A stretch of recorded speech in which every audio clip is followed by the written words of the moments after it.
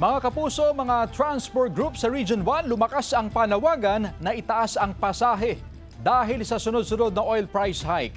Yan ang balitang tinutukan live ni Sandy Salvacio. Sandy? Chris, ayon sa Department of Energy, hanggat mainit pa rin ang mga geopolitical issues sa Middle East at sa iba pang mga bansa na sinasabayan pa ng hindi umaayon na supply and demand sa produkto ng petrolyo, ay maaring hindi rin magkaroon ng big-time rollback sa presyo ng petrolyo sa mga susunod na linggo. Nitong mga nakaraang linggo, magkakasunod na big-time oil price hike ang sumalubong sa mga motorista. Sakit daw ito sa ulo at bulsa ng mga tsuper. Halos wala na raw silang kita sa pamamasada. Oo, lumit yung kita namin sa pagtaas ng ano. Ayon sa Oil Industry Management Bureau ng Department of Energy, karaniwang dahilan ng paggalaw sa presyo ng petrolyo ay ang lagay ng supply and demand at geopolitics. Na may oversupply ng petroleum products sa world market. At the same time, mahina daw yung global economic indicators. So pahatak pababa ng presyo yun. Pero kung ang hahatak ng pataas naman, yung pagbalik ng pagtaas ng geopolitical risk. Batay sa monitoring ng DOE, posibleng tumaas na naman ang presyo ng diesel at kerosene sa susunod na linggo. Magkakaroon naman ng rollback sa gasolina.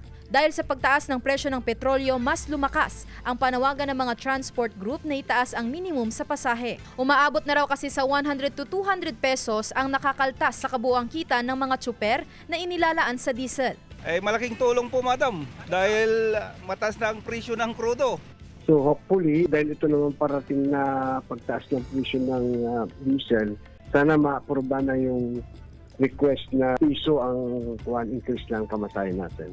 Dagdag pa ng One Pangasinan Transport Federation, nagsagawa na ng public consultation sa buong Ilocos Region ng LTFRB patungkol sa dagdag pisong taas sa minimum na pasahe. Sinusubukan ng GMA Regional TV 1 North Central Luzon na kunin ang pahayag ng LTFRB Region 1.